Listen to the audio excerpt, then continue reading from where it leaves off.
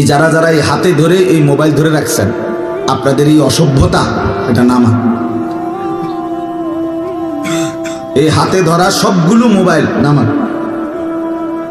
এটা একটা ছাগলামি ছাড়া আর কিচ্ছু।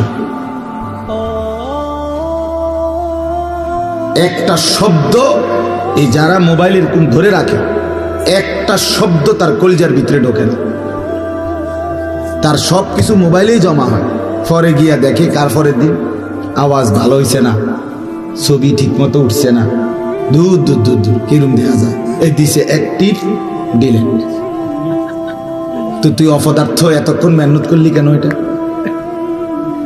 বলেন, একটা ঘন্টা যে মেহনত করলা, একবার এমনে একবার হেমনে এরম করলা, সেটা আবার ডিলিট করে দিলা কেন? তার মানে দিলেও নাই, মোবাইলেও নাই, কোথাও আর নাই। যেই প্লাস্টিক ছিল এই প্লাস্টিকের হয়ে গেল, যেই অপদার্থ ছিল ওই অপদার্থই থেকে। এজন্য আমি প্রতিদিন বলি, আজকে বেঈমান কাফের মুশরিকরা, শয়তান এবং শয়তানের অনুসারীরা, তাদের সবচেয়ে বড় সফলতা হলো যে তারা আমাদের মুসলিম কোটি কোটি মানুষকে, যুবক যুবতী, নারী পুরুষকে একদম ব্রেন ওয়াশ করে এইভাবে বসাইয়া দিছে ব্রেনের ভিতরে যে তোমার জিন্দেগি শুধুই মোবাইল। তোমারে খোদা বানাইছে মোবাইল টিপতা, আর মোবাইল রে বানাইছে তোমার লাগে। তোমাকে বানানো হয়েছে মোবাইলের জন্য, মোবাইল বানানো হয়েছে তোমার জন্য।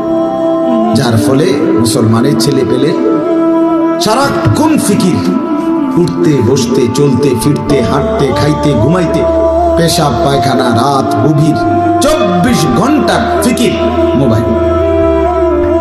এই ছবি, নাচ গান, অস্থির দৃশ্য, উলঙ্গ ছবি, জিনা ব্যভিচারের দৃশ্য, আপন মা বাবা পাশের রুমে, এই রুমে সারা রাত উলঙ্গ ছবি দেখে, জিনা ব্যভিচারের দৃশ্য দেখে। মাকে মোটেও মার কাছে 2টা মিনিট বসে না, বাবার কাছে। সমবয়সী শয়তান দুষ্ট এই বন্ধুদের সাথেই জিন্দেগি কাটে। এই জীবনটাই এমন এক খামখেয়ালি, লাওয়ারিস, পিতৃমাতৃ পরিচয়হীন এক জিন্দেগি, যার সাথে কোনো তার বাবা দাদা বংশ সমাজ পাড়া মহল্লা কিচ্ছুর লগে কোনো মিল নেই।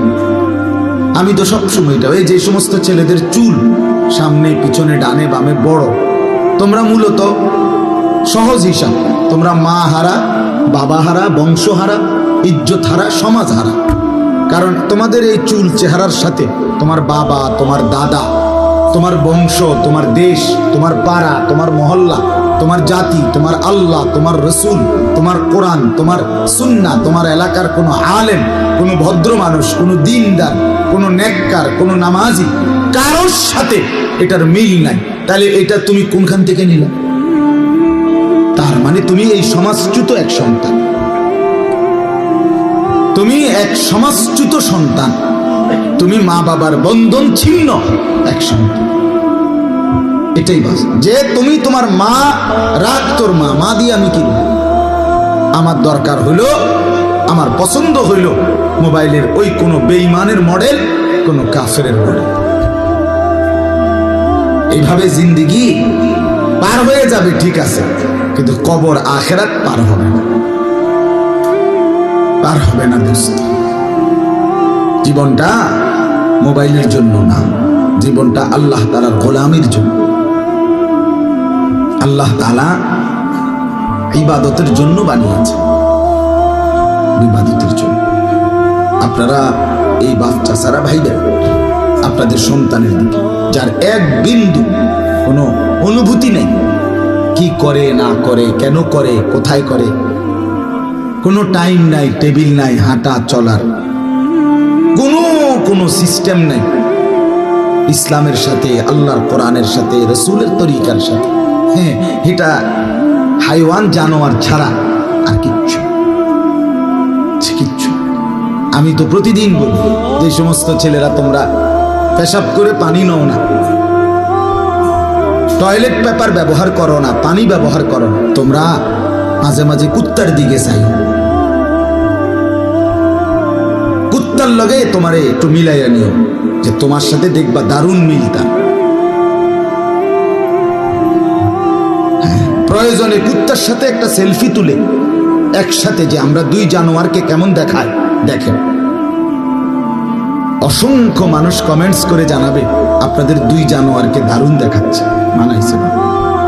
একজন ঠ্যাঙালগিরিয়া মতে, আরেকজন কানিসারা মতে, দারুণ সেরকম দেখাচ্ছে, দারুণ হয়েছে।